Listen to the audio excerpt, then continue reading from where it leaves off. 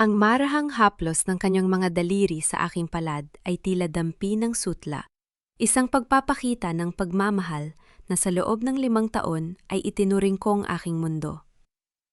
Nakapikit ako, tila isang estatwa, ang walang buhay sa gitna ng malamig na silid ng ospital, habang dinarama ang kanyang hininga sa aking pisingi.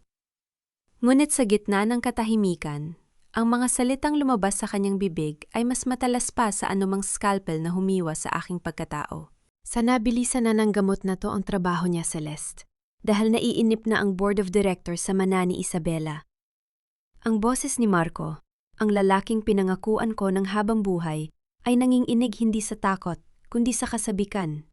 Narinig ko ang mahinang tawa ng isang babae, ang tunog ng takong ng sapatos na humahalik sa makinis na sahig patungo sa aking kama.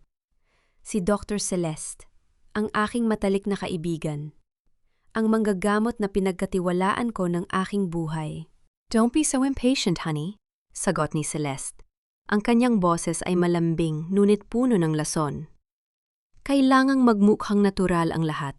Isang komplikasyon sa puso pagkatapos ng operasyon. Walang maghihinala.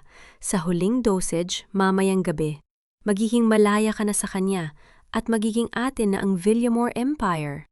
Tila tumigil ang pag-ikot ng mundo. Ang bawat salita nila ay parang pako na ibinabaon sa aking dibdib. Gusto kong sumigaw. Gusto kong idilat ang aking mga mata at saksakin sila ng aking tingin. Ngunit ang aking katawan ay bilanggo ng mga gamot na itinurok nila. Ako ay gising, ngunit para sa kanila, ako ay isang tumpok lamang ng laman na naghihintay na mawala ng hininga. "Masyado kasing perpekto ang asawa mo, Marco," patuloy ni Celeste. Nararamdaman ko ang kanyang paglapit, tila inaayos ang swero na nakakabit sa aking ugat. Akala niya, ang pag-ibig ay sapat na para bulagin ka sa yaman na nasa likod niya. Hindi niya alam, ang pagiging masyadong mabuti ay isang kasalanan sa mundong ito. "I never loved her, Celeste. Alam mo yan," malamig na tugon ni Marco. "I spent 5 years acting like a loyal puppy. Napapagod na akong magpanggap. Ang bawat halik ko sa kanya ay tila pag-inom ng gamot na mapait. I deserve this wealth after everything I've endured." Sa sandali ngayon, ang sakit na nararamdaman ko ay biglang naglaho. Ang pangungulila at ang pagkabigla ay natunaw at naging isang uri ng lamig na hindi ko pa naramdaman kailanman. Isang malamig na pagtuktin. Ang Isabela Villamor na kilala nila, ang mahinhin, ang mapagmahal, ang martir, ay namatay na bago pa man nila iturok ang huling lason. Ang natira ay ang anak ni Don Severino Villamor, isang babaeng natutong magbilang ng utang at marunong maningil ng may kasamang interes. Ang aking isipan, na dati ay puno ng mga alaala ng aming kasal, ay biglang luminaw. Isa-isa kong binalikan ang mga nakaraang buwan. Ang mga gabing huli na siyang umuuwi, ang mga kakaibang gamot na pilit niyang pinapainom sa akin, ang pag-aalaga ni Celeste na tila laging may itinatagong ngisi. Ang lahat ay isang malaking dula-dulaan, at ako ang tangang nanonood sa harap ng entablado. Naramdaman ko ang panginginig ng aking kanang kamay, ang tanging bahagi ng aking katawan na tila nakakawala na sa paralysis. Sa aking pulso ay nakasuot ang aking smartwatch, ang huling regalo ng aking ama bago ako pumasok sa operasyon. Isang espesyal na rilo na mayroong panic button na direktang konektado sa kanyang persona na seguridad. Kailangan kong kumilos. Ngayon na, bumukas ang pinto ng silid at narinig ko ang mabibigat na hakbang ng isang nurse. "Sir, kailangan po nating simulan ang huling round ng IV antibiotics para kay Ma'am Isabela," sabi ng nurse. "Go ahead," sagot ni Marco. Ang kanyang boses ay muling bumalik sa pagiging mapagkunyari, puno ng wat na lungkot. "Gawin niyo ang lahat para sa asawa ko. Please."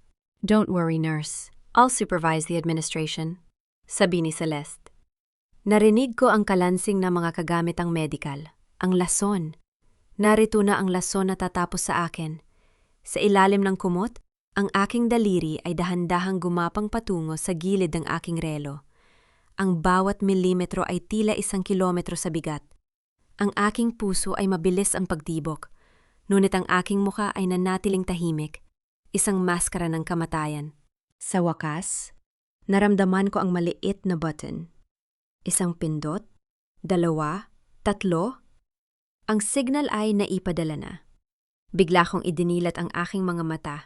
Ang puting ilaw ng ospital ay sumalubong sa akin. Ngunit hindi ako nabulag. Agad kong itinuon ang aking paningin kay Marco na nakatayo sa paanan ng aking kama. Ang kanyang mukha na dati ay puno ng huwad na pag-aalala ay biglang namutla. Tila nakakita ng isang multong bumangon mula sa hukay. Isabella? Nautal niyang sambit. Ang baso ng tubig na hawak niya ay dahan-dahang nadulas sa kanyang kamay. Lumika ng isang basag na tunog sa sahig habang ang tubig ay kumakalat na parang luha ng pagsisisi. Tumingin ako kay Celeste na hawak ang hiringgilya na may lamang malinaw na likido. Ang kanyang mga mata ay nanlaki sa takot. Ang kanyang propesyonal na maskara ay tuluyang nadurog. Hindi ako sumigaw.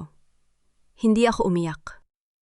Sa halip, isang manipis at malamig na ngiti ang sumilay sa aking mga labi. Ang aking boses, kahit mahina, ay tila isang hatol ng kamatayan na umalingaw-ngaw sa buong dersilid. "You're right, Marco," sabi ko. Ang bawat salita ay tila yelang humahaplos sa kanilang balat. Ang pagiging masyadong mabuti ay isang kasalanan. At tapos na ako maging makasalanan. "Isabella, mahal, sandali. Nagkakamali ka ng narinig," mabilis na sabi ni Marco. Sinubukan niyang lumapit sa akin. Ang kanyang mga kamay ay nanginginig habang pilit na bumabalik sa kanyang loving husband persona. "Masyado lang malakas ang epekto ng anesthesia sa'yo. We were just talking about your recovery." "Save it, Marco," putol ko sa kanya. Ang aking tingin ay tila isang patalim na bumaon sa kanyang mga mata. Dahil sa sandaling ito, ang tanging recovery na mangyayari ay ang pagbawi ko sa lahat ng kinuha niyo sa akin. At higit pa doon, narinig ko ang malalakas na hakbang mula sa hallway ng ospital. Ang tunog ng mga radyo ng seguridad at ang awtoridad ng mga boses na hindi matatawaran. Ang pinto ay marahas na bumukas at pumasok ang aking ama, si Don Severino, kasama ang kanyang mga tauhan. Ang kanyang muka ay puno ng nagbabagang galit na tila isang bulkang sasabog. Tumiin muli ako kay Marco at Celeste na ngayon ay nakukubkub na ng takot. Ang kanilang ginto ay naging abo sa isang iglap. "Dalhin niyo sila sa labas." Malamig na utos ko, habang dahan-dahan akong bumabangon mula sa pagkakahiga, kahit na ang aking katawan ay humihingi pa ng pahinga. Ayokong madumihan ang silid na ito ng presensya ng mga basura. Sa huling pagkakataon, bago sila tuluyang mailabas, itinuon ko ang aking pansin kay Celeste. "Doktora, huwag mong kalimutan ang hiringgilya mo. Kakailanganin mo yan. Dahil sa kulungan, ang tanging gagamutin mo na lang ay ang sarili mong pagsisisi." Nanatili akong nakaupo, ang aking likod ay tuwid, ang aking paningin ay malayo. Ang laban ay hindi pa tapos. Ito pa lamang ang unang pahina ng aking bagong buhay. Isang buhay na hindi na muling susunod sa dikta ng iba. Ang bawat hakbang ng mga tauhan ng aking ama sa pasilyo ng ospital ay tila martilyo na pumupukpok sa natitirang piraso ng aking lumang pagkatao. Habang inililipat ako sa isang mobile stretcher, hindi ko magawang lumingon sa kinalalagyan ni Marco at Celeste. Alam kong nakatayo sila roon, nanginginig sa takot sa ilalim ng matatalim na tingin ng mga gwardiya ni Papa. Hindi ko na kailangang makita ang kanilang mga mukha upang malaman na ang kanilang mundo ay nagsisimula ng gumuho. "Isabella, anak, nandito na si Papa. Hindi ka na nila muling mahahawakan," bulong ni Papa habang hinahawakan ang aking kamay. Ang kanyang boses, na kilala sa pagiging matigas sa mundo ng negosyo, ay bahagyang nanginginig dahil sa naghalong galit at pag-aalala. Tumingin ako sa kanya. Pilit na pinapakita ang isang katatagan na kahit ako ay hindi akalaing taglay ko. "Huwag kang mag-alala pa. I'm fine. Pero kailangan nating kumilos ng mabilis. Ayoko magtagal sa lugar na ito na amoy pagtatraidor." Sa loob lamang ko food, ang buong VIP floor ay naging sentro ng isang tahimik ngunit organisadong operasyon. Ang aking ama ay nagdala ng sarili niyang medical team, mga doktor at nurse na hindi mabibili ng pera ni Marco. Inalis nila ang bawat tubong nakakabit sa akin na dumaan sa kamay ni Celeste na tila ba bawat koneksyon ko sa kanila ay isang lason na dapat burahin. Bago kami tuluyang lumabas ng silid, may isang bagay akong kailangang gawin. Gamit ang natitirang lakas ng aking kanang kamay, kinuha ko ang isang lipstick mula sa aking vanity bag na nasa tabi ng kama. Sa malaking salamin ng banyo kung saan madalas kong tinitingnan ang aking sarili noon habang nangangarap ng masayang pamilya kasama si Marco, sumulat ako ng isang mensahe. Ang bawat hagod ng pulang lipstick sa salamin ay tila isang sumpa. Hindi pa tapos ang laban. Let's go! Malamig kong utos. Isinakay ako sa isang itim na van na may kumpletong kagamitang medikal. Habang dahan-dahang lumalayo ang sasakyan mula sa ospital, pinanood ko ang dambuhalang gusali sa labas ng bintana. Doon ko iniwan ang huling bakas ng Isabela na mahina. Ang gabi ay madilim, ngunit ang aking isipan ay maliwanag pa sa sikat ng araw. Alam ko ang bawat susunod na hakbang, ang bawat laro ni Marco ay kabisado ko na. At sa pagkakataong ito, ako na ang may hawak ng mga baraha. Samantala, sa loob ng penthouse na dati naming ibinahagi, sigurado akong hindi mapakali si Marco. Ang katahimikan ng bahay na yon ay tiyak na sumasakal sa kanya ngayon. Nakarating kami sa isang lihim na safe house sa Tagaytay, isang mansyon na hindi nakapangalan sa pamilya Villamor. Isang lugar na kahit ang pinakamatalinong private investigator ay hindi mahahanap. Doon, sinalubong ako ng sariwang hangin at ng katahimikan na kailangan ko upang magplano. Isabela, you need to rest, sabi ni Papa habang inaayos ang aking higaan. Ang mga abogado natin ang bahala sa lahat bukas. No pa, sagot ko habang nakatingin sa kawalan. Hindi sapat ang mga abogado. Gusto kong makita kung paano sila unti-unting mawawala ng hininga habang iniisip kong nasaan ako. Gusto kong maranasan nila ang takot na naramdaman ko habang nakaratay ako sa kama at pinaplano nila ang kamatayan ko. Kinuha ko ang aking telepono at tinawagan ang aming Chief Legal Counsel. Ate Mendoza, ituloy ang plano na yun na. I want every credit card, every bank account, and every asset under the Villamor Cuesta Joint Agreement to be frozen immediately.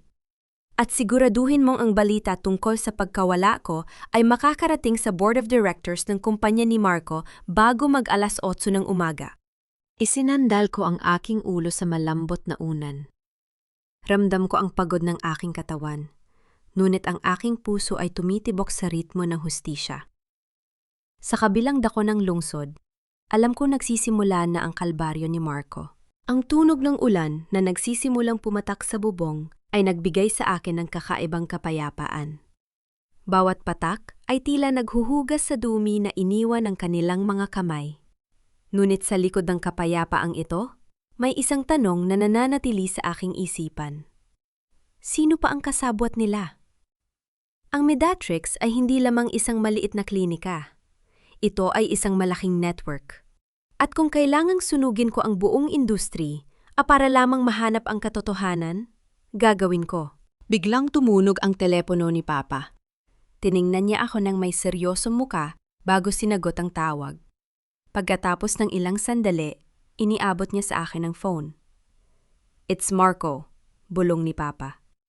He's hysterical. Kinuha ko ang telepono at inilagay sa aking tainga. Hindi ako nagsalita. Hinayaan ko ang katahimikan na maging sandata. Isabela? Isabela, mahal! Nasaan ka? Ang boses ni Marco ay basag, puno ng desperation at yuad na pagsisisi. Please, kausapin mo ako. Naguguluhan ako. Bakit hindi ko magamit ang mga accounts ko? Bakit may mga pulis sa opisina ko? Isabela, nasaan ka? Hindi mo pwedeng gawin sa akin ito. Isang malamig na tawa ang lumabas sa aking mga labi. Isang tunog na kahit ako ay hindi nakilala. Marco, tawag ko sa kanyang pangalan. Ang bawat letra ay tila yelong dumidikit sa kanyang pandinig. Huwag kang magmadali. Ang pagkawala ng pera mo ay simula pa lamang.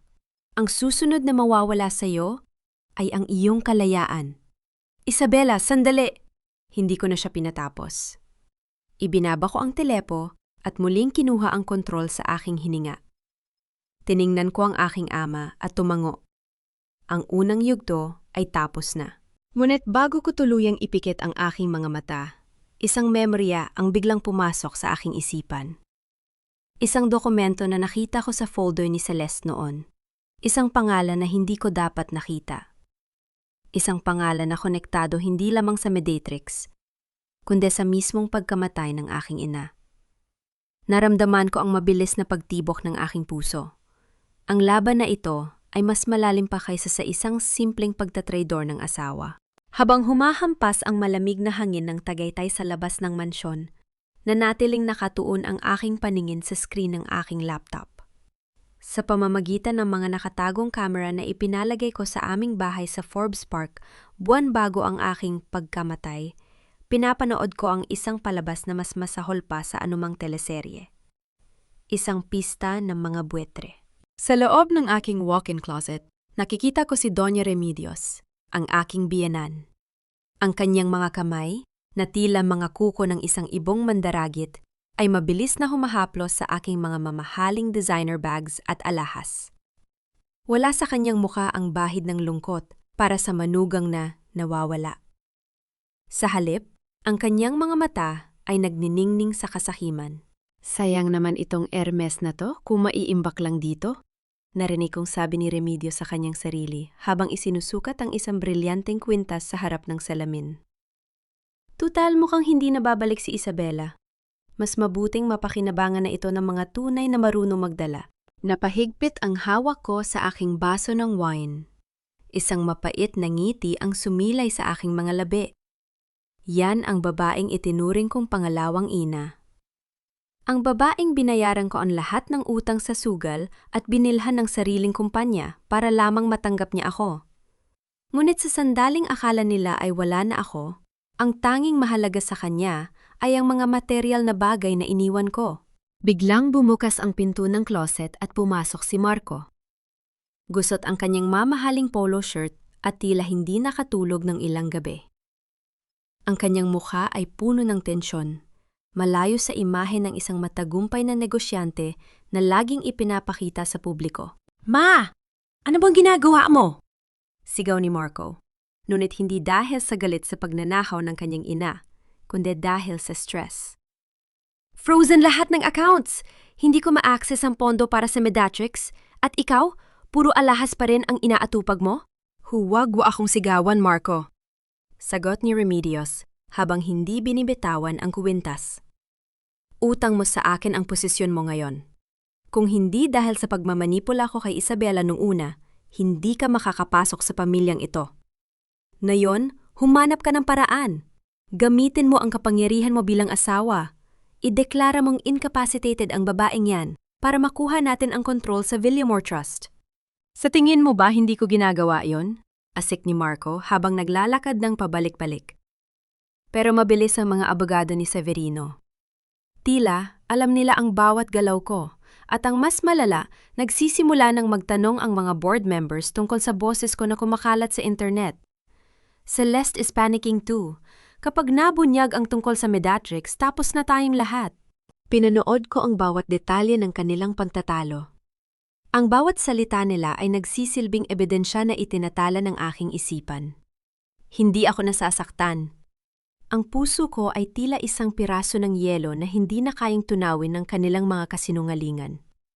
Sa halip, naramdaman ko ang isang matinding bugso ng adrenaline. Ang bawat sandali ng kanilang paghihirap ay isang tagumpay para sa akin. You're so selfish, Isabela, bulong ni Marco sa hangin habang nakatingin sa aking malaking portrait sa pader. Bakit kailangan mo pang gumising? Bakit hindi ka nalang namatay ng tahimik para naging madali ang lahat? Narinig ko ang mahinang tunog ng pagbukas ng pinto sa likuran ko. Hindi ako lumingon. Alam ko kung sino ang dumating. Si Gabriel. Ang doktor na tumulong sa akin na makatakas at ang tanging tao sa labas ng pamilya Villamor na nakakaalam ng katotohanan. Ang galit ay parang apoy, Isabela, sabi ni Gabriel. Ang kanyang boses ay malalim at kalmado. Kung hindi mo ito gagamitin ng tama, ikaw din ang susunigin nito. Ipinikit ko ang aking mga laptop at hinarap siya. Ang apoy na ito, Gabriel, ang magsisilbing liwanag para makita ko ang bawat dumi sa ilalim ng Mediatrix. May nakuha ka na bang impormasyon? Lumapit si Gabriel at naglapag ng isang makapal na folder sa mesa. Ang kanyang mga mata ay seryoso, tila may dalang mabigat na balita. Nakumpirma ko na ang hinala mo. Simula niya. Ang Medatrix ay hindi lamang tungkol sa illegal experiments. Ginagamit nila ang mga pondo mula sa Villamor Empire para pondohan ang isang lihim na proyekto na tinatawag na Lazarus. At ang mas nakakagimbal, ang huling pasyente na sumailalim sa proyektong ito bago ito itago ay ang iyong ina. 10 taon na ang nakalilipas. Tila tumigil ang pagtibok ng aking puso. Ang pangalan ng aking ina ay tila isang kidlat na gumuhit sa madilim kong gabi. Anong ibig mong sabihin? Tanong ko. Ang aking boses ay bahagi na nanginginig sa unang pagkakataon. Hindi namatay ang ina mo sa sakit na cancer, Isabela. Sabi ni Gabriel, ang bawat salita niya ay tila isang kutsilyong humihiwa sa aking hininga. Siya ang unang biktima ng Medatrix, at ang taong pumirma sa kanyang death certificate ay ang ama ni Celeste. Naramdaman ko ang paglamig ng aking mga kamay. Ang pagtatraidor ni na Marco at Celeste ay maliit na bahagi lamang ng isang mas malaking krimen na sumira sa aking pamilya simula pa nun. Ang put na nararamdaman ko ay nadoble.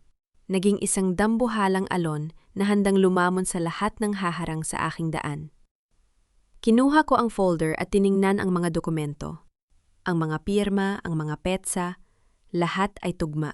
Gabriel, tawag ko sa kanya habang nakatingin sa labas ng bintana kung saan ang dilim ng gabi ay tila walang hanggan. Ayoko lang silang makulong, gusto ko silang makita na nawawala ng lahat, dangal, yaman at katinuan bago ko sila tuluyang ibabaon sa lupa. Hinarap ko muli ang screen ng aking laptop. Sa closet, kasalukuyang sinusubukan ni Remedios na isilid ang aking mga alahas sa loob ng kanyang bag. Kinuha ko ang aking telepo at nag-type ng isang maikling mensahe. Ipinadala ko ito sa numero ni Marco gamit ang isang anonymous server. Sa screen, nakita ko ang pagtunog ng telepo ni Marco. Kinuha niya ito, binasa ang mensahe, at biglang nanigas ang kanyang buong katawan. Ang kanyang mukha ay naging kasing puti ng papel. Ano yan, Marco? Bakit para kang nakakita ng multo?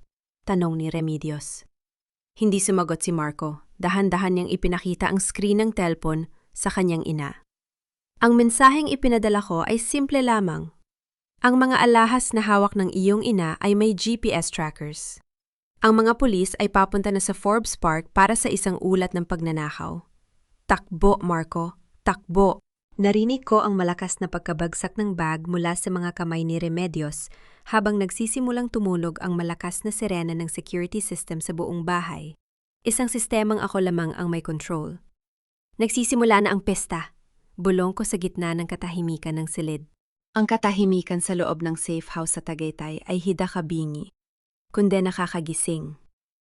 Habang pinagmamasdan ko ang usok na nagmumula sa mainit na kape ni Gabriel, naramdaman ko ang bigat ng alyansang binuo namin sa gitna ng kadiliman. Hindi lamang kami dalawang tao na naghahanap ng katarungan. Kami ay dalawang sugatang kaluluwa na nagpasyang maging sandata. Hindi sapat na malaman natin ang katotohanan, Isabela. Simula ni Gabriel. Ang kanyang boses ay tila isang malalim na agos ng tubig na nagtatago ng panganib.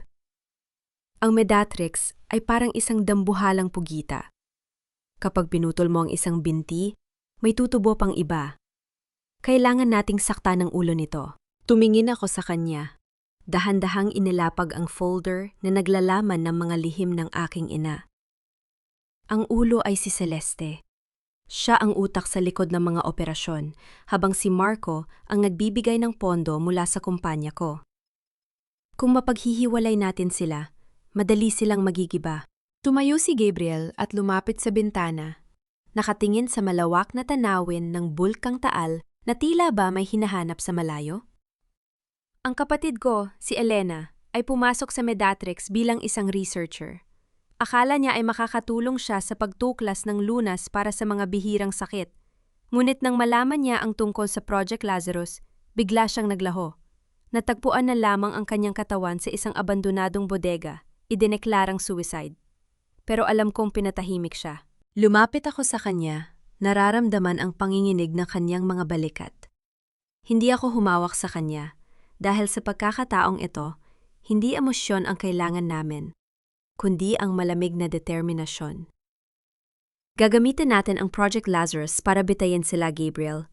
Ipinapangako ko sa'yo, ang hustisya para kay Elena ay kasama sa paniningil ko. Bumalik kami sa mesa at sinimulan ang pagbuo ng isang estratehe na hindi lamang dadaan sa legal na proseso.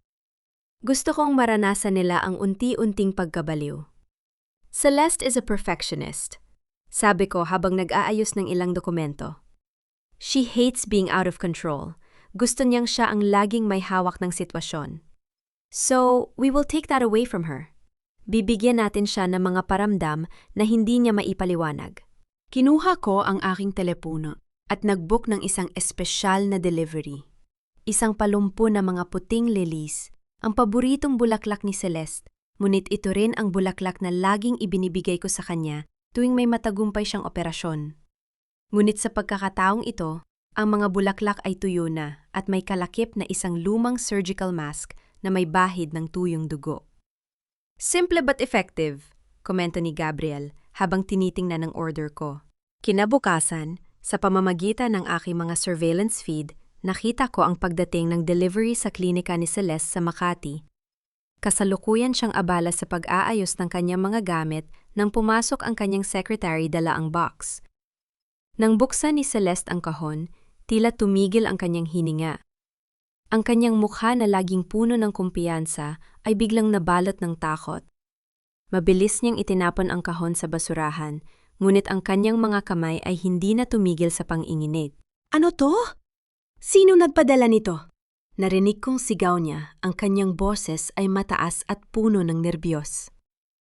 Wala pong pangalan, Dr. Celeste. Iniwan lang po sa front desk. Sagot ng secretary na tila naguguluhan. Lumabas ka! Get out! Nang mapag-isa si Celeste, agad siyang tumawag kay Marco. Pinanood ko ang pag-aaway nila sa screen. Marco, she's alive! Alam kong siya yun! Sigaw ni Celeste sa telepon. Sino pa ang magpapadala ng mga tuyong lilis na may kasamang mask? She's playing with us. Celeste, kumalma ka. Patay na si Isabela. Nakita natin ang paghinto na kanyang heartbeat sa monitor. Sagot ni Marco, ngunit bakas din sa kanyang boses ang pag-aalinlangan. Baka si Severino lang yan. Sinusubukan tayong takutin. No, Marco. Iba ito. Nararamdaman ko siya. Parang nakatingin siya sa akin kahit saan ako pumunta. Umiiyak na sabi ni Celeste. Ang matapang na doktora ay unti-unti nang nagiging isang takot na bata.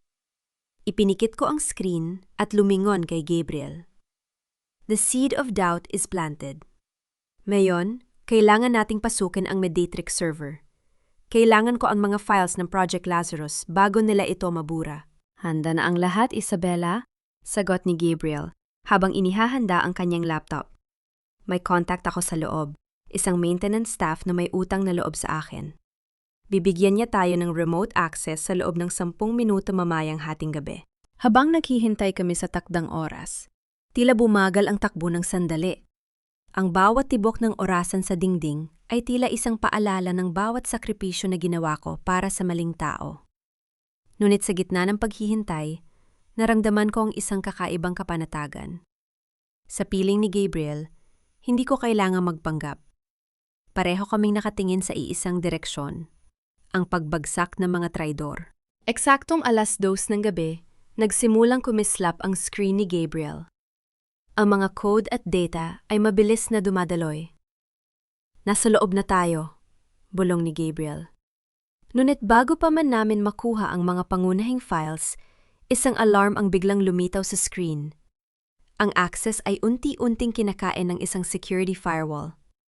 They noticed us, sabi ni Gabriel. Ang kanyang mga daliri ay mabilis na humahaplos sa keyboard. I need more time, Isabela. Kunin mo lang ang listahan ng mga investors, utos ko. Doon natin sila tatamaan sa bulsa. Sa gitna ng tensyon, narinig namin ang tunog ng isa sakyan na pumarada sa harap ng safe house. Isang malakas na pagkakasara ng pinto ng kotse ang umalingaw, nang sa labas ng mansyon. Tumingin kami sa isa't isa ni Gabriel. Walang dapat makaalam ng lugar na ito. Ang aking kamay ay dahan-dahang lumapit sa isang baril na nakatago sa ilalim ng mesa. Ang anino ng isang tao ay dahan-dahang gumalaw sa tapat ng pintuan. Ang bawat segundo ay tila isang taon sa bigat ng kaba. Sino ang nakahanap sa amin sa gitna ng liblib na lugar na ito? Ang bawat tibok ng aking puso ay tila naging isang orasan na nagbibilang ng nalalabi nilang oras. Habang dahan-dahang bumubukas ang pinto ng safe house, ang aking daliri ay nakahanda na sa gatilyo ng baril. Ngunit sa halip na isang kaaway, ang tumambad sa amin ay isang lalaking basang-basa ng ulan, nanginginig, at may hawak na isang itim na hard drive. Lucas? Ang gulat na boses ni Gabriel ang bumasag sa tensyon. Si Lucas, ang dating head accountant ng Mediatrix na matagal ang pinaghahanap ni na Marco. Gabriel, kailangan niyo ito. Bago nila ako mahanap. Lahat ng ebidensya ng paglilipat ng pera mula sa Villamor accounts patungo sa mga dummy offshore accounts ni Marco. Nandito lahat. Ibinaba ko ang aking baril at tiningnan ang lalaking nasa harapan ko. Isang mahalagang piraso ng puzzle ang kusang lumapit sa akin. Maupo ka, Lucas. Magsisimula na tayo sa paniningil. Sa loob ng sumunod na 2 oras, sa tulong ni Lucas at ng husay ni Gabriel sa teknolohiya, nailabas namin ang unang serya ng mga dokumento sa publiko. Hindi ito basta-bastang balita. Ito ay isang bombang wawasak sa pundasyon ng kumpanyang itinayo ni Marco gamit ang aking pawis at dugo. Kinabukasan, habang ang sikat ng araw ay tila nanunuya sa mga nagtatago sa dilim, naganap ang unang sampal na matagal ko nang pinaghandaan. Sa pamamagitan ng surveillance camera sa isang sikat na high-end boutique sa Rockwell, pinapanood ko si Doña Remedios. Suot ang kanyang pinakamahal na bestida at tila walang pakialam sa mga kumakalat na balita, naglapag siya ng 3 mamahaling bag sa counter. Ang kanyang mukha ay puno ng kayabangan. Ang uri ng kayabangan, nabibili lamang ng pera ng ibang tao. I'll take these 3. Pakibalot na rin ang scarf na yon. Utos ni Remedios sa sales assistant nang may halong pagmamataas. Certainly, ma'am. Ang total po ay 1.2 million pesos. Sagot ng assistant. Inilabas ni Remedios ang kanyang gold credit card, ang card na extension ng aking sariling account.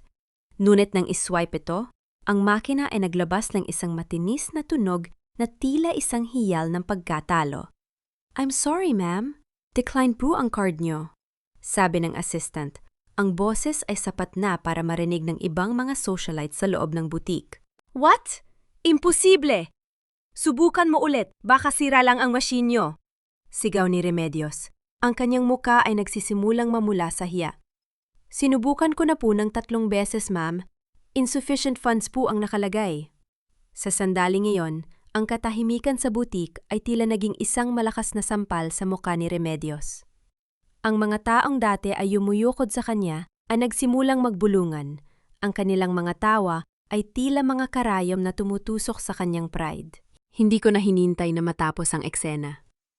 Kinuha ko ang aking telepono at tinawagan ng manager ng butik na matagal ko nang kakilala. Manager, pakisabi kay Doña Remedios na ang lahat ng kanyang pribilehiyo ay binawi na ng tunay na may-ari. At pakidagdag na rin na ang mga suot niyang alahas ngayon ay nakalista na bilang stolen properties. Sa screen, nakita ko ang manager na lumapit kay Remedios at may ibinulong. Ang reaksyon ng aking biyenan ay walang kapantay. Ang kanyang mga mata ay nanlaki, ang kanyang tuhod ay nanginig, at sa huli ay napaupo siya sa sahig sa gitna ng kahihiyan. Habang nangyayari yon, sa kabilang bahagi ng lungsod, kasalukuyang nasa gitna ng isang board meeting si Marco. Sinusubukan niyang kumbinsihin ang mga investors na ang mga balitang lumalabas ay pawang paninirang puri lamang. Gentlemen, I assure you the Villamor Cuesta partnership is stronger than ever. My wife Isabella is just recovering in a private facility. Ang pagsisinungaling ni Marco ay tila isang musikang sintonado sa aking pandinig. Ngunit bago pa siya makatapos, lahat ng screen sa loob ng boardroom ay biglang nag-iba ng imahe. Hindi ang kanyang presentation ang lumitaw, kundi ang mga bank statements na nagpapakita ng kanyang pagnanakaw. Kasunod nito ay ang boses niya, ang recorded conversation nila ni Celeste sa ospital. I never loved her, Celeste. I deserve this wealth after everything I've endured. Ang katahimikan sa boardroom ay mas mabigat pa sa anumang parusa. Isa-isang tumayo ang mga board members. Ang kanilang mga muka ay puno ng pagkadire at galit.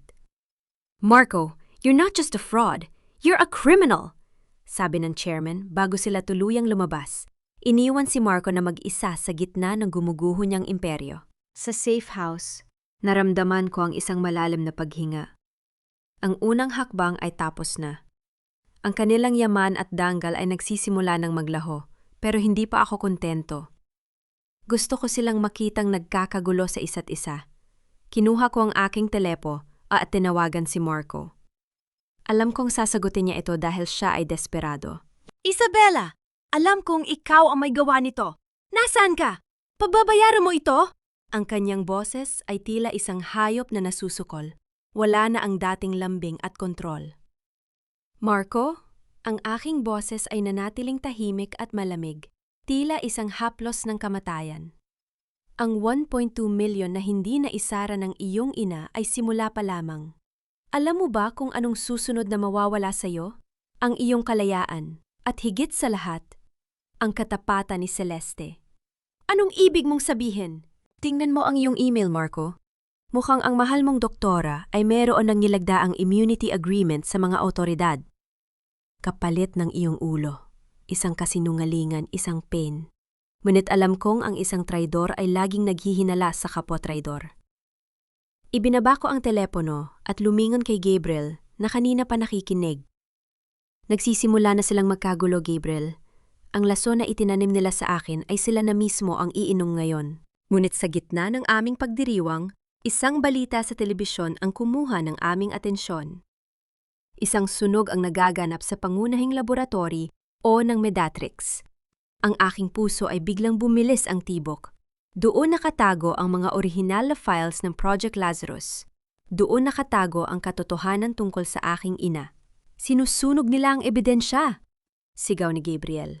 Hinarap ko siya, ang aking mga mata ay nagniningning sa determinasyon. Hindi nila pwedeng burahin ang nakaraan, Gabriel.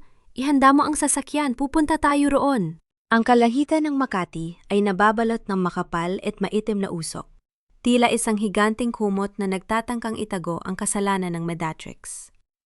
Habang mabilis na pinatatakbo ni Gabriel ang sasakyan patungo sa nasusunog na laboratorio, ang bawat sirena ng bumbero na aming nadadaanan ay tila isang hudyat ng digmaan.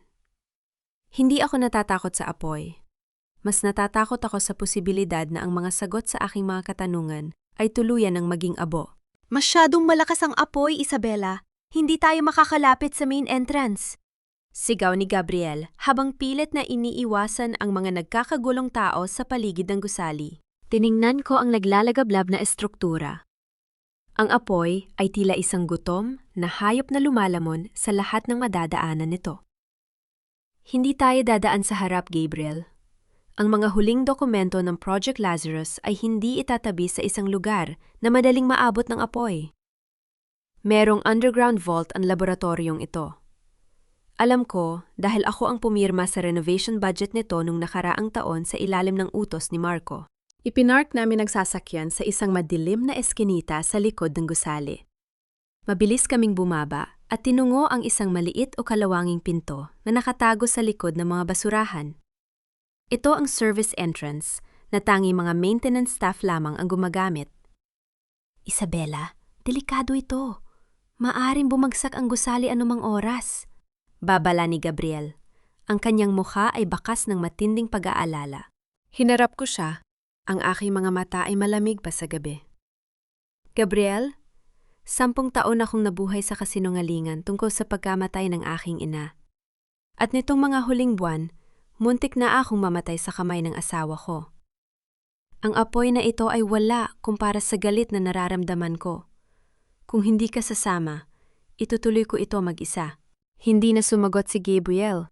Kinuha niya ang kanyang flashlight at naunang pumasok sa madilim na pasilyo.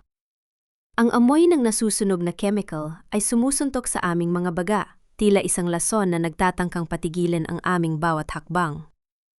Ang init ay unti-unting gumagapang sa aming balat, ngunit hindi kami huminto.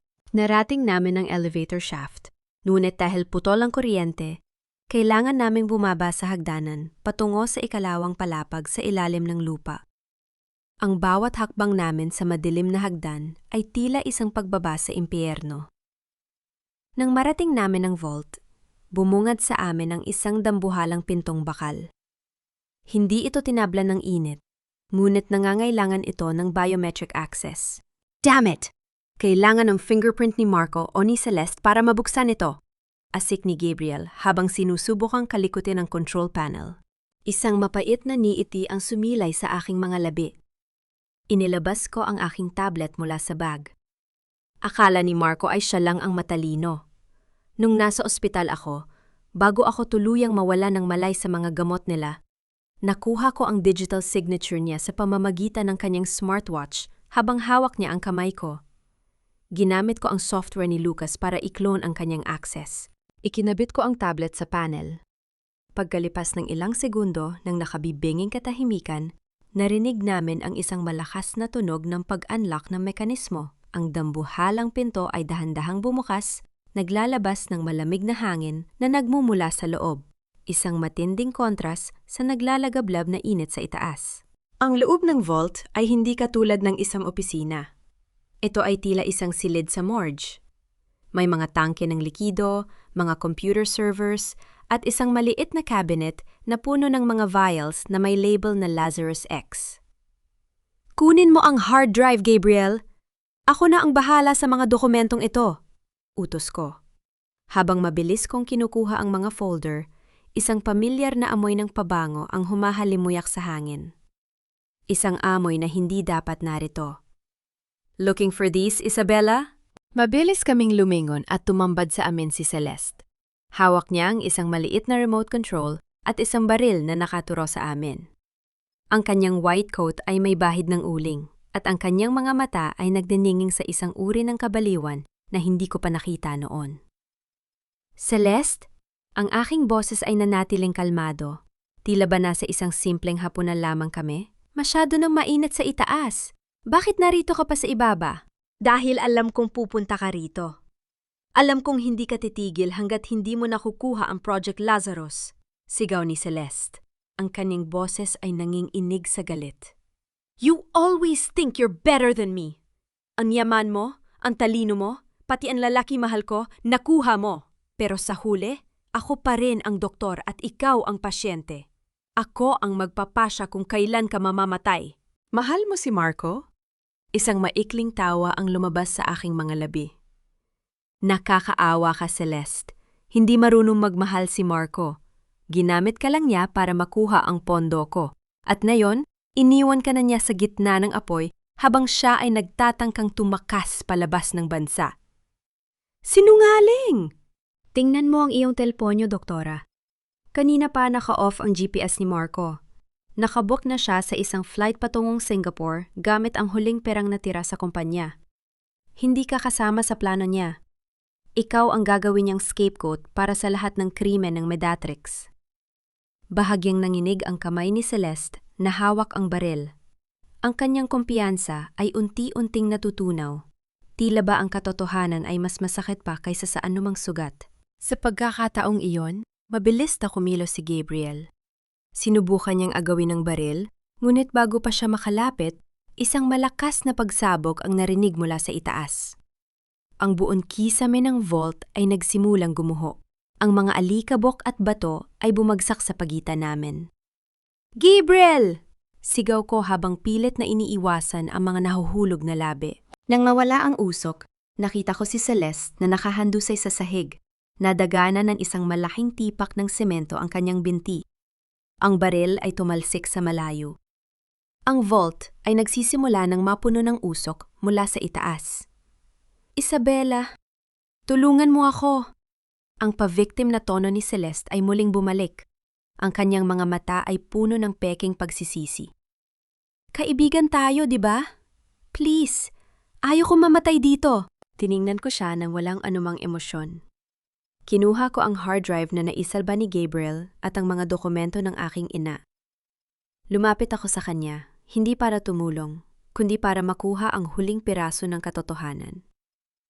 Isang tanong lang, Celeste. At baka maisipan kong tawagan ng mga bumbero bago tuluyang gumuho ang silid na ito.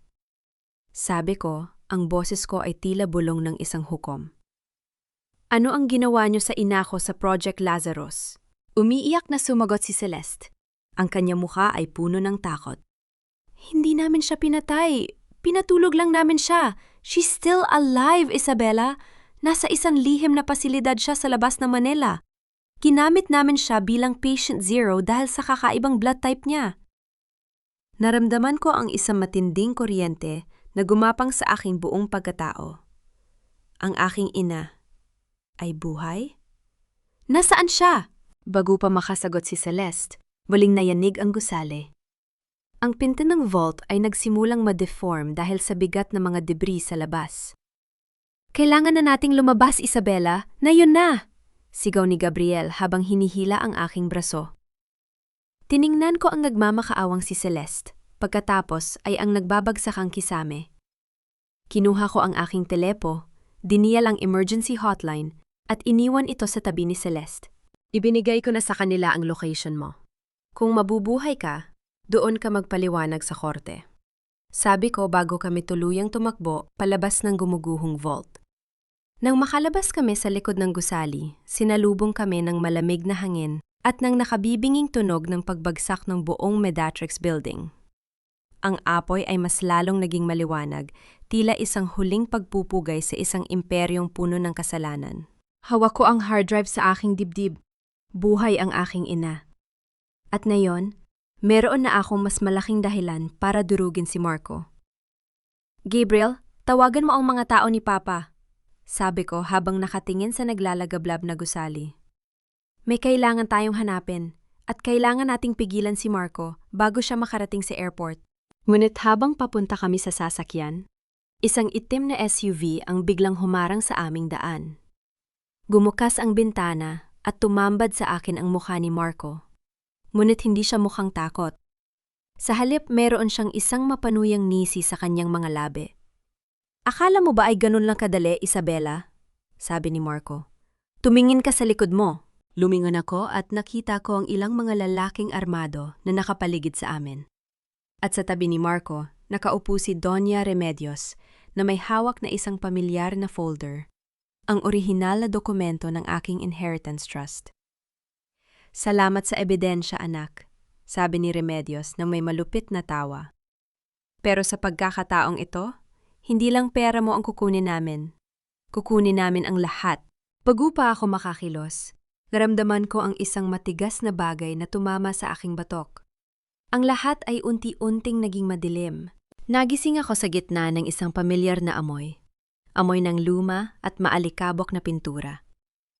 Idinilat ko ang aking mga mata at tumambad sa akin ang mga anino ng lumang studio ng aking ina sa aming rest house sa Laguna.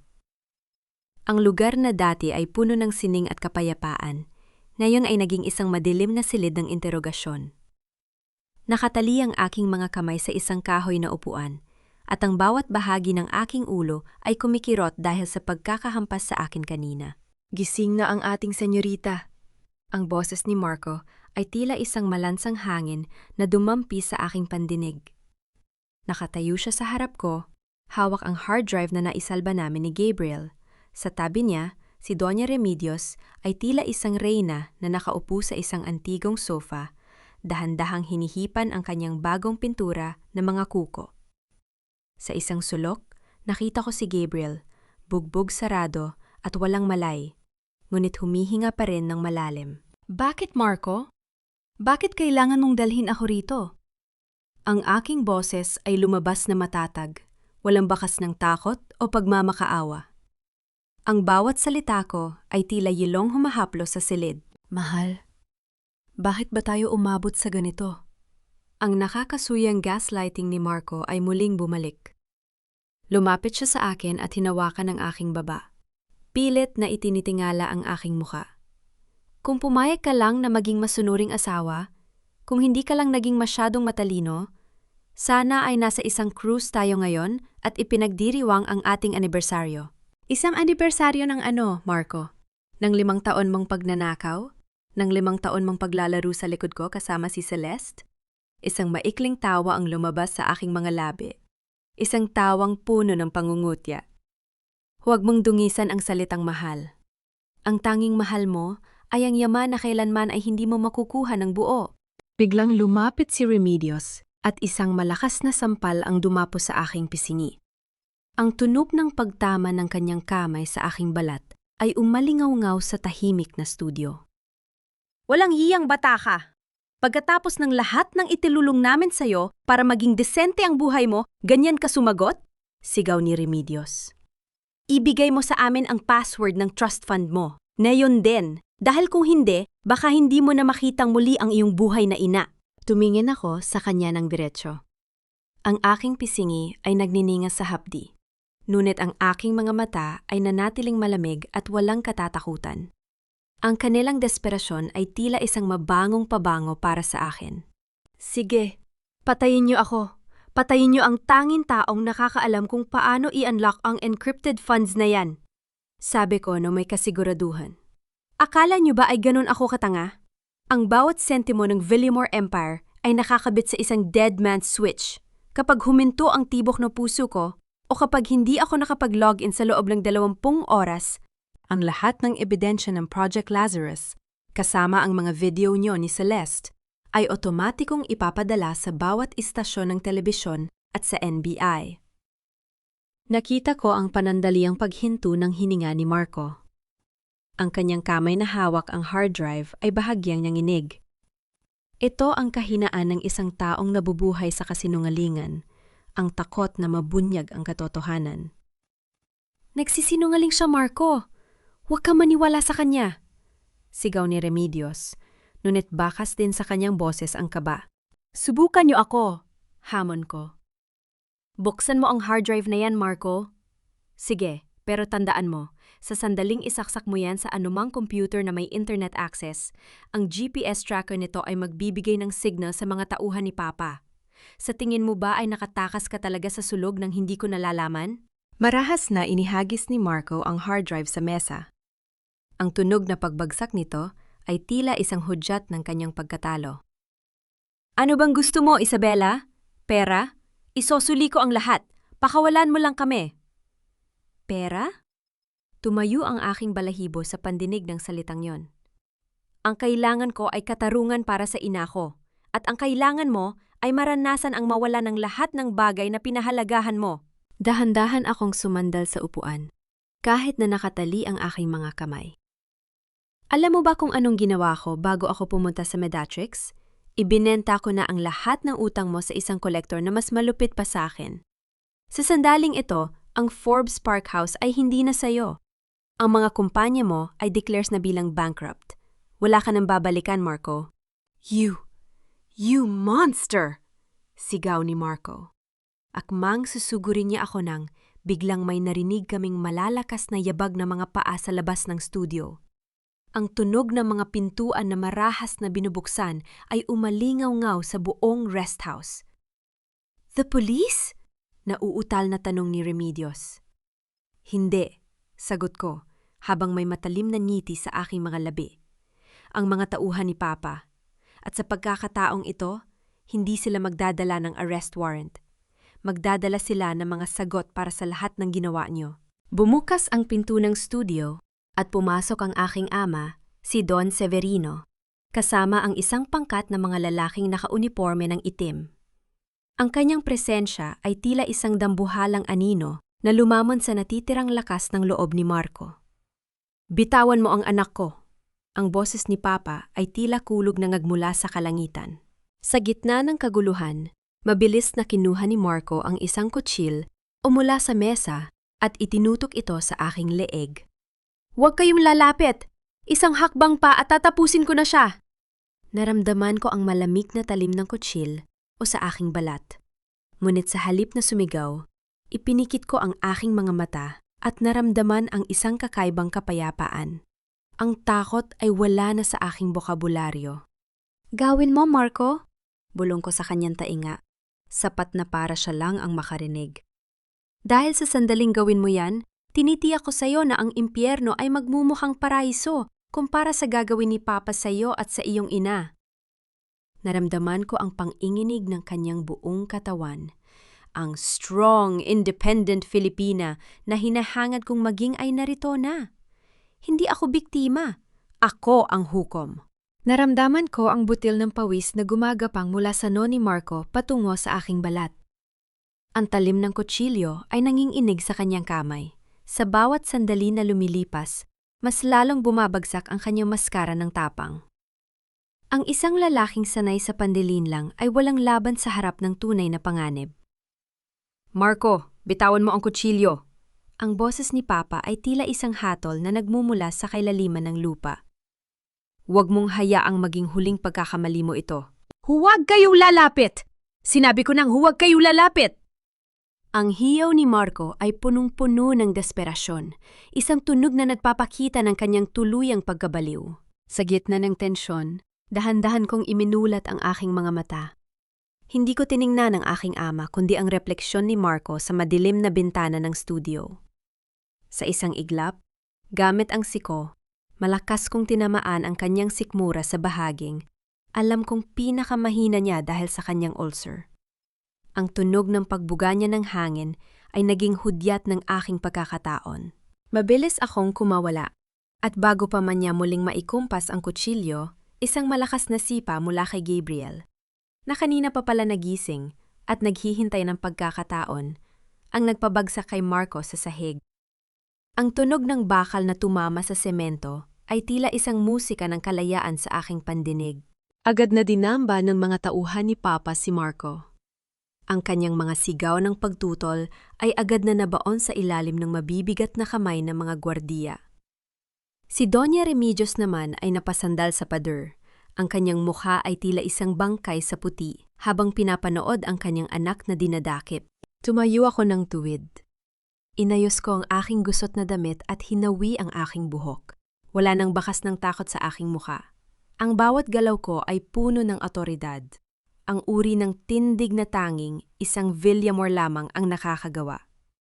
Isabella, are you okay? Lumapit si Gabriel sa akin. Ang kanyang mukha ay may mga pasa at dugo, ngunit ang kanyang mga mata ay puno ng paghanga. I'm more than okay, Gabriel. Malamig kong sagot. Tumingin ako kay Marco na ngayon ay nakadapa sa sahig. Ang kanyang mukha ay nakasubsob sa dumi. Sabi ko sa'yo, Marco, ang impyerno ay magmumukhang paraiso kapag natapos na ako sa'yo. Lumapit ako kay Doña Remedios na ngayon ay nanginginig ang buong katawan. Kinuha ko ang folder ng inheritance trust mula sa kanyang kamay. Ang kanyang mga kuko na kanina ay pinagmamayabang niya ay ngayon ay tila mga kalawit na wala ng silbi. Isabella? Anak. Nagmakaawa ang boses ni Remedios.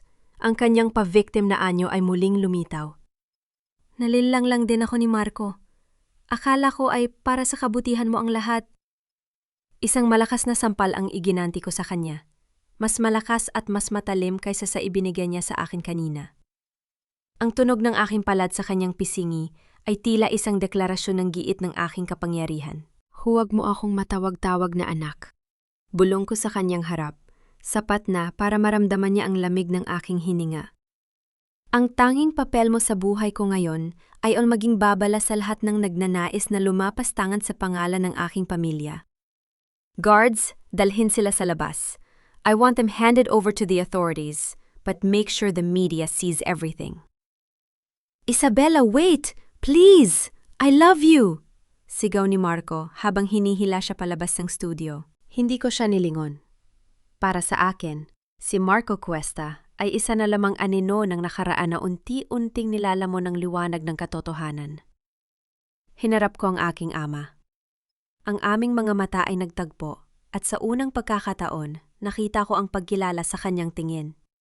Hindi na ako ang kanyang maliit na prinsesa na kailangang protektahan.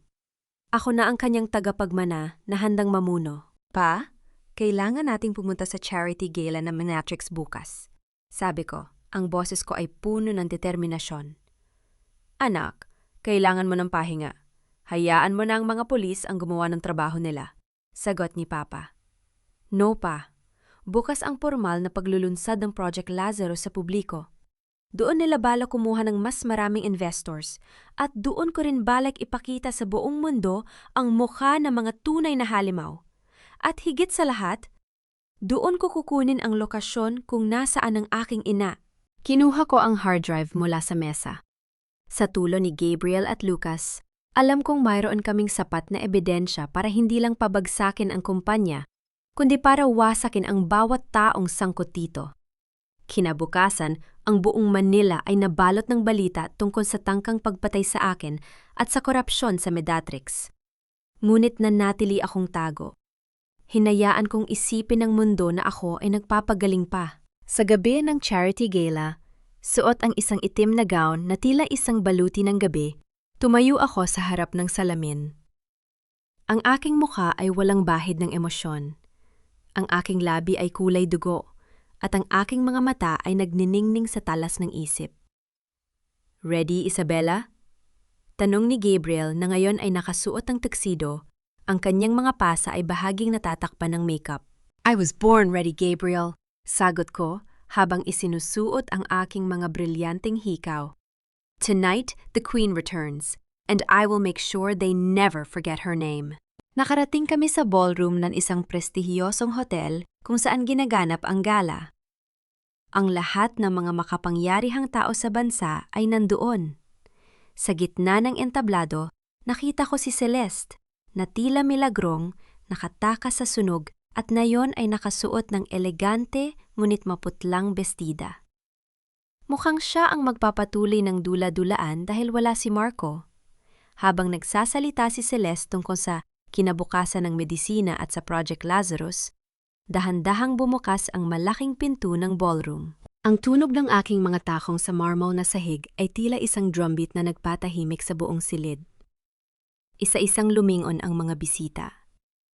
Ang mga bulungan ay tila mga alon na humahampas sa pader. Isabella Villamor? Narinig kong sabi ng isa sa mga investors. Nagpatuloy ako sa paglalakad patungo sa entablado. Ang aking paningin ay diretso kay Celeste. Nakita ko ang pagbagsak ng kanyang mikropono. Ang tunog ng feedback nito ay umalingaw-angaw sa buong ballroom na tila isang hiyaw ng takot. Ituloy mo ang iyong talumpati, Celeste. Sabi ko nang makarating ako sa harap niya. Ang aking boses ay umalingaw-ngaw sa buong silid kahit wala akong mikropono. Huwag mong hayaang maputol ang iyong mga kasinungalingan dahil ako ang magtatapos nito.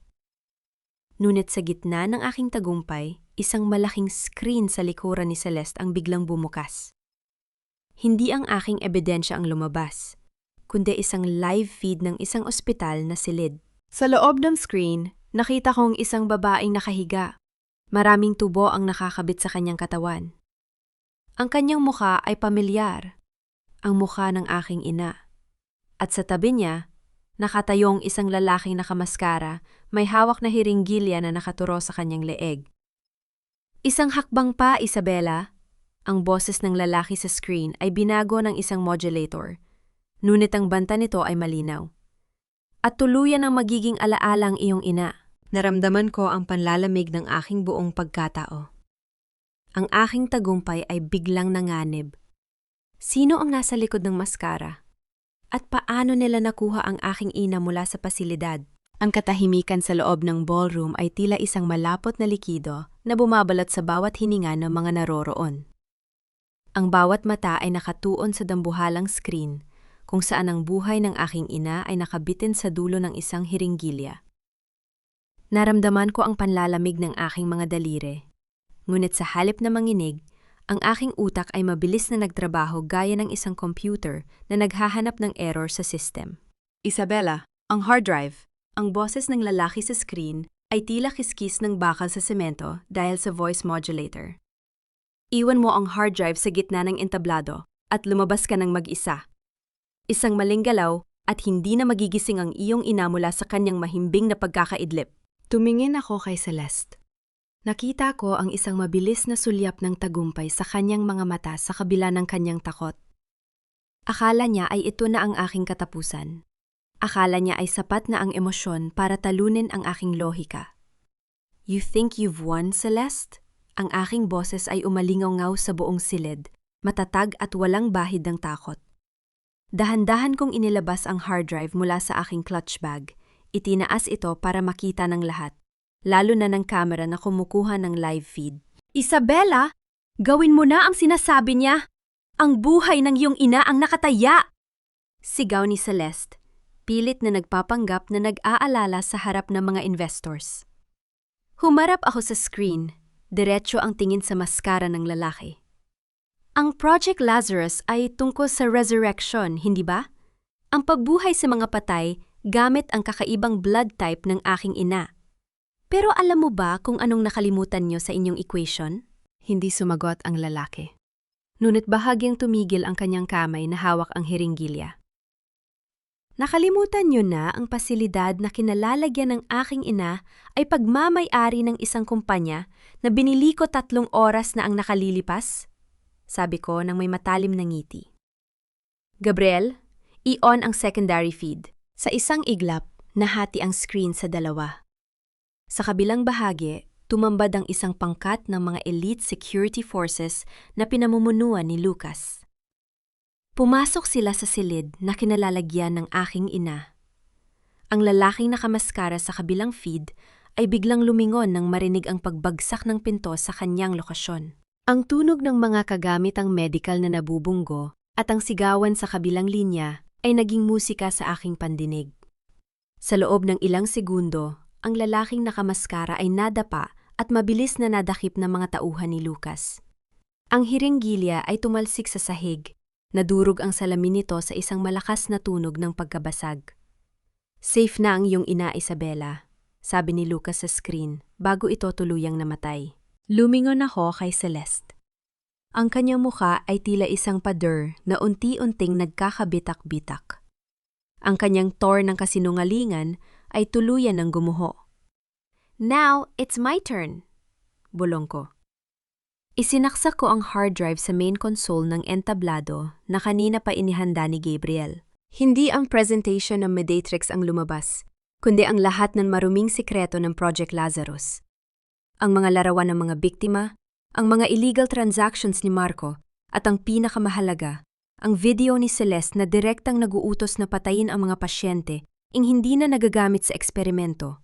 Ang ballroom na dati ay puno ng paghanga ay napalitan ng malalakas na hiyaw ng galit at pagkadire.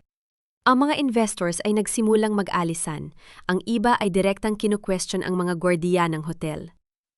Sinungaling ka, Celeste? Pinagkatiwalaan ka namin! Sigaw ng isang matandang bilyonaryo. Hindi totoo yan! Fake ang mga videos na yan! Sigaw ni Celeste. Ang kanyang boses ay naging paos at desperado.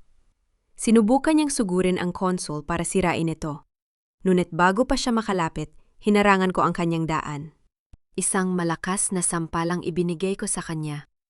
Isang sampal na naglalaman ng lahat ng sakit na naramdaman ko sa ospital. Ang bawat gamot na itinurok niya sa akin, at ang bawat luhang inubos ko para sa isang peking kaibigan. Ang tunog ng aking palad sa kanyang pisingi ay umalingaw-ngaw, mas malakas kaysa sa anumang palakpakan. Ang lason na itinani mo, Celeste, ay ikaw din ang uubos. Sabi ko habang nakatingin sa kanya mga mata na puno ng luha ng pagkatalo. Huwag kang mag-alala. Magkakaroon ka ng maraming oras sa loob ng selda para pag-aralan kung saan ka nagkamali. Pumasok ang mga pulis sa ballroom. Sa harap ng lahat, pinalutan ng posas ang mga kamay ni Celeste. Ang kanyang eleganteng gown ay naging tila isang basahan habang hinihila siya palabas. Ang kanyang mga sigaw ng pagmamakaawa ay binaliwala ng lahat. Hinarap ko ang natitirang mga tao sa gala. Ang Mediatrix ay tapos na. Ang Villamor Empire ay magtatatag ng isang bagong pundasyon upang tulungan ang lahat ng naging biktima ng proyektong ito. At para sa inyong lahat na naging bahagi ng pananahimik, asahan ninyo ang aking mga abogado sa mga susunod na araw. Naglakad ako palabas ng ballroom.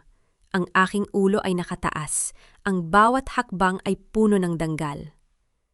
Naroon si Gabriel sa dulo ng hallway. Naghihintay sa akin ng may malambot na ngiti. Tapos na, Isabela, sabi niya. Hindi pa, Gabriel. Sagot ko, habang inaalala ang lalaking nakamaskara sa screen. Hindi si Marco ang lalaking yon, at hindi rin siya tauhan ni Celeste. Ang boses na yon, familiar sa akin. Napatigil si Gabriel.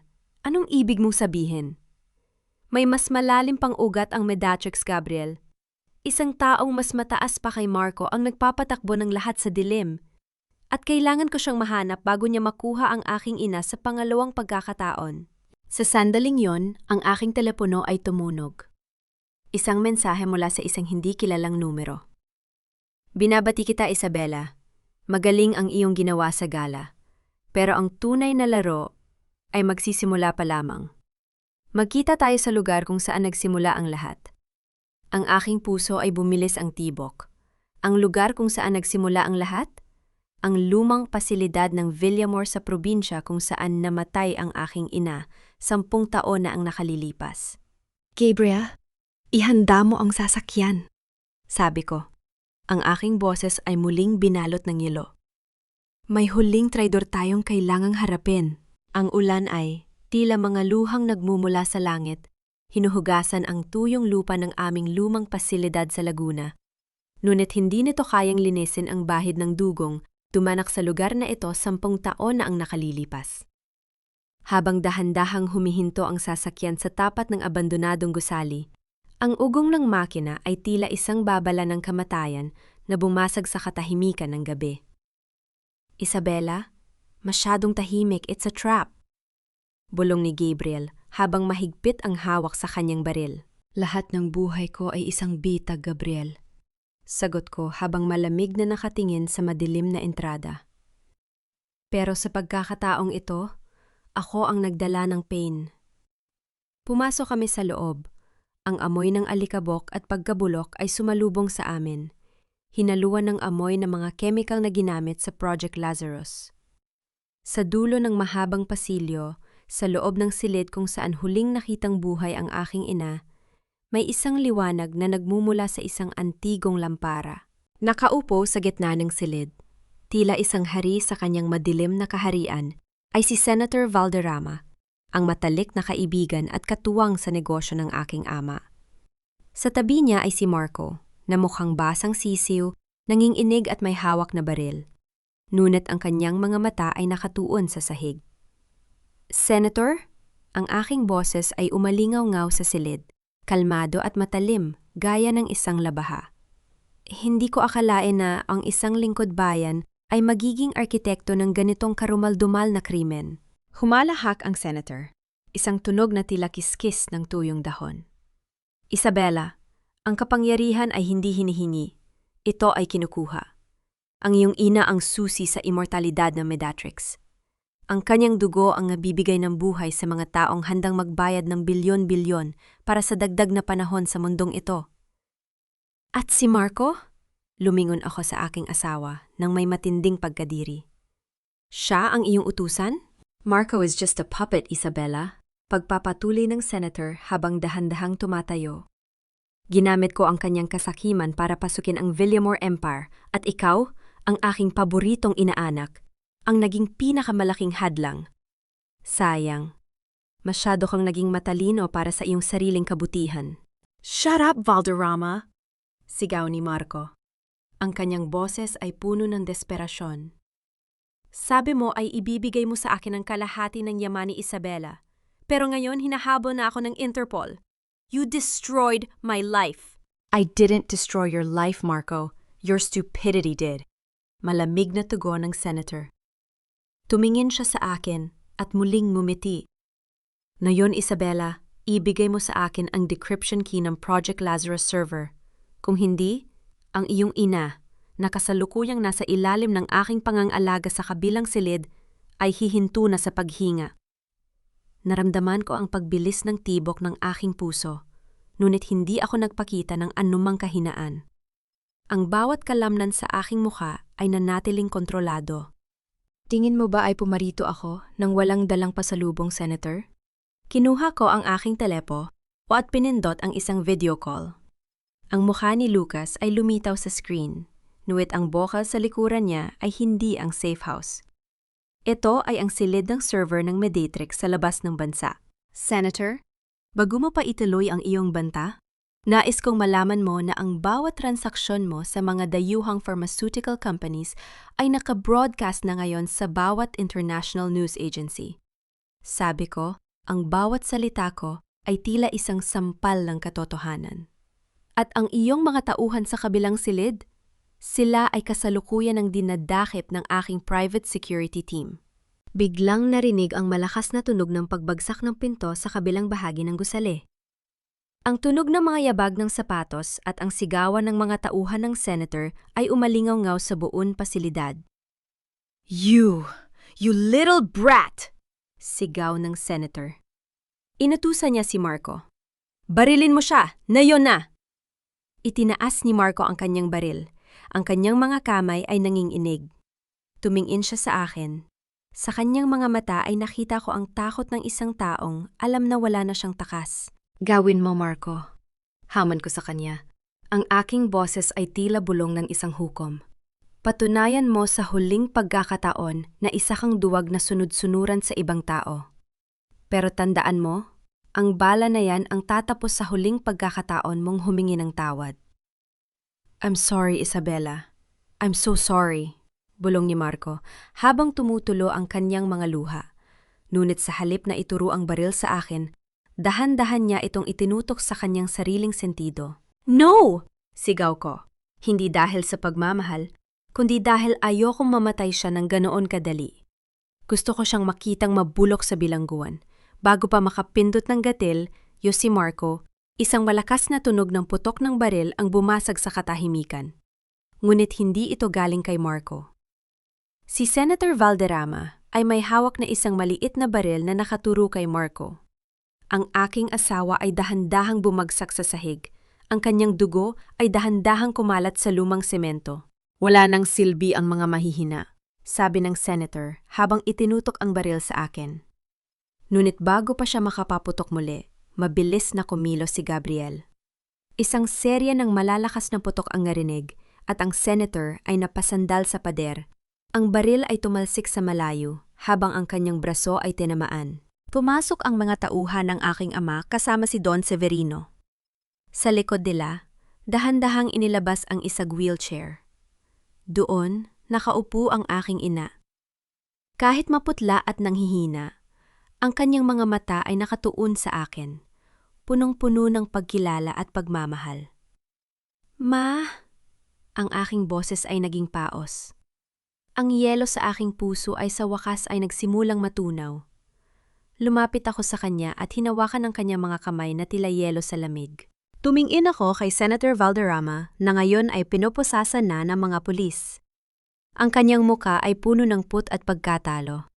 Ang bawat koneksyon niya, ang bawat kapangyarihan niya, ay naglaho sa isang gabi. Ang hustisya ay hindi bulag, Senator, sabi ko habang nakatayo sa tabi ng aking ina. Minsan, kailangan lang nitong buksan ang kanyang mga mata para makita ang mga halimaw na tulad niyo. Tumingin ako kay Marco, na ngayon ay tinitingnan ng mga paramedic. Buhay pa siya, ngunit ang kanyang mukha ay puno ng matinding pagsisisi. Iniwas ko ang aking paningin. Ang kanyang bahagi sa aking buhay ay tapos na. Let's go home, Ma, bulong ko. Habang inilalabas namin ang aking ina sa pasilidad, ang ulan ay tumigil na.